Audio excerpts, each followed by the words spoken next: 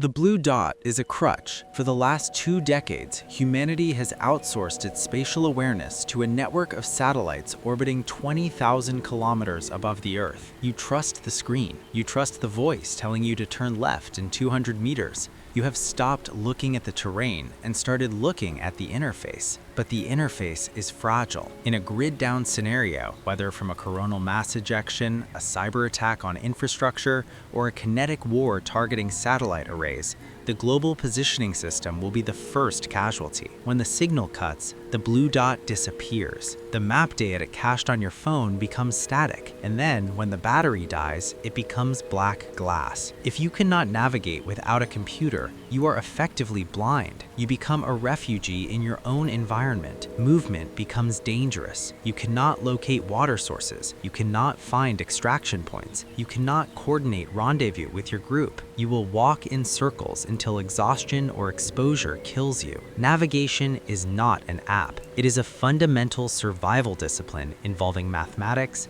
observation, and geometry. This briefing covers the protocols for analog navigation when the digital world goes dark. Do not assume you know how to use a compass just because you own one. A compass is a precision instrument, not a magic amulet. First, the map. Digital maps are auto-orienting. Paper maps are not. You need topographic maps of your area of operations. 1 to 24,000 scale is standard for tactical movement on foot.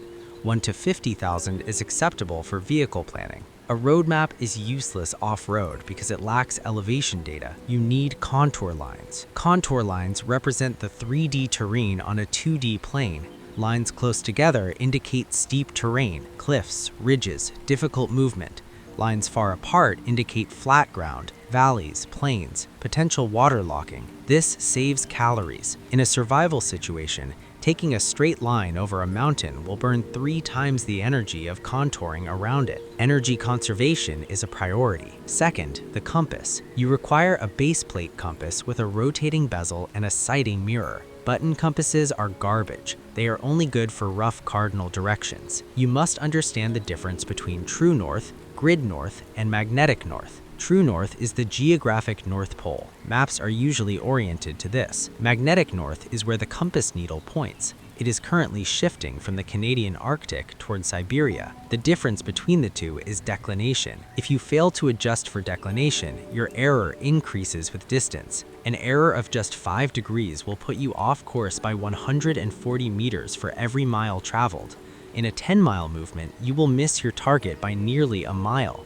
You will be lost. Check the declination diagram on your map and adjust your bezel accordingly. East is least, subtract. West is best, add. Memorize this. When visibility is 0, fog, night, or dense forest, you cannot navigate by sight. You must navigate by math. This is dead reckoning. It requires 2 data points, direction and distance. Direction is maintained by your compass. Lock your azimuth. Keep the red in the shed, the magnetic needle inside the orienting arrow. Pick a visual reference point in the distance, a specific tree, a rock formation. Walk to it, then shoot the next bearing. Do not look at the compass while walking. You will drift. Look at the terrain. Distance is measured by pace count. You must calibrate this now before the collapse. Measure a 100-meter course on flat ground. Walk it at a normal stride. Count every time your left foot hits the ground. That is your flat terrain pace count. For most adults, it is between 60 and 70 paces. You must know your count for rough terrain and night movement. It will be higher. Write these numbers down. Tape them to your compass. To track distance over long movements, use ranger beads, a set of beads on a cord. Every 100 meters, pull 1 bottom bead down.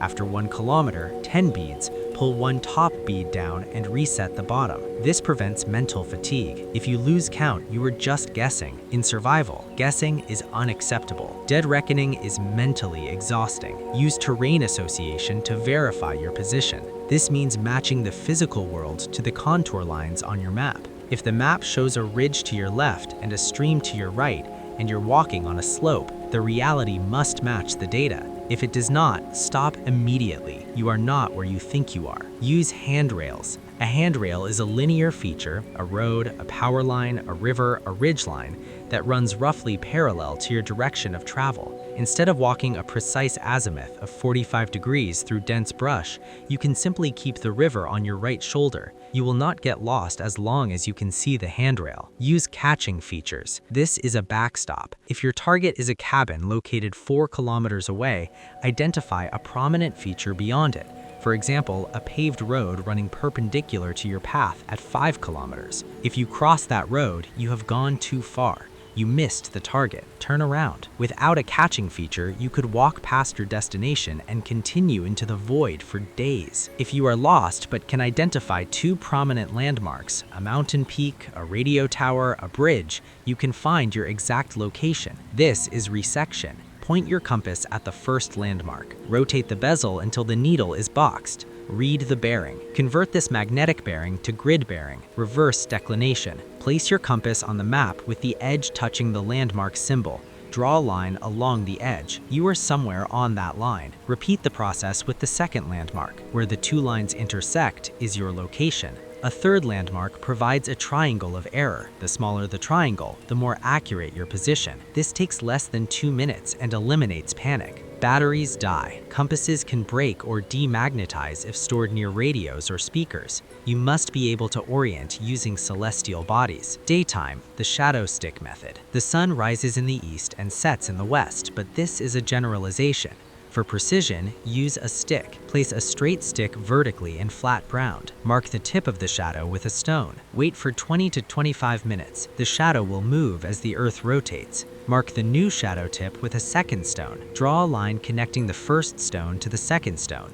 This line runs roughly east-west. The first mark is west. The second mark is east. Draw a perpendicular line to this at a 90-degree angle. That is your north-south line. This works anywhere on the planet, regardless of hemisphere. Nighttime, Polaris. In the northern hemisphere, the North Star, or Polaris, is the only static point in the sky. All other stars rotate around it. Locate the Big Dipper, or Ursa Major. Find the 2 stars on the outer edge of the Dipper's cup. Draw an imaginary line extending upwards about 5 times the distance between them. You will hit a moderately bright star. That is Polaris. Polaris indicates true north within 1 degree of accuracy. It does not move. If you walk toward it, you are walking north. In a city, you may not have a topo map. Street signs may be destroyed, removed, or painted over by gangs or occupying forces to confuse outsiders. The grid logic of your city. In many Western cities, avenues run north-south and streets run east-west. House numbers often increase as you move away from the city center. Even numbers are on one side, often north or west, odd numbers on the other. Look for satellite dishes. In the northern hemisphere, satellite dishes generally point south towards geostationary satellites above the equator. If you see a cluster of dishes on rooftops, they are all facing roughly south. Look for moss and weathering. Ignore the myths. Moss grows where it is wet and shady, which can be any side of a building or tree depending on wind and surrounding structures.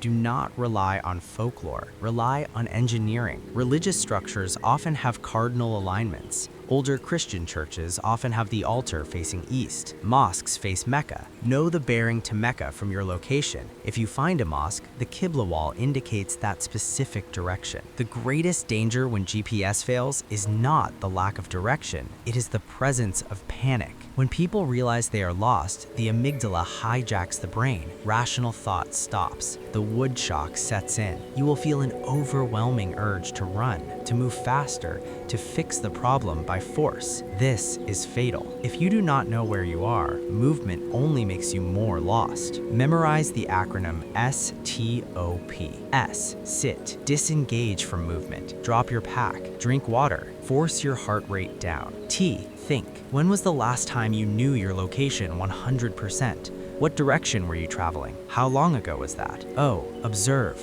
Look at the sun. Look at the terrain. Compare it to your map. Do not force the map to match the ground. Trust the ground. P, plan. Determine a course of action. Is it better to backtrack to the last known point or to perform a resection, or to stay put and signal. Technology is a force multiplier, but it creates dependency. You have forgotten how to read the world because you have been trained to read a screen. When the grid fails, the satellites will be silent. The blue dot will not save you. There will be no voice guiding you to safety. There will only be the terrain, the elements, and your ability to interpret them. Buy a topographic map of your region. Buy a base plate compass. Go outside. Turn your phone off.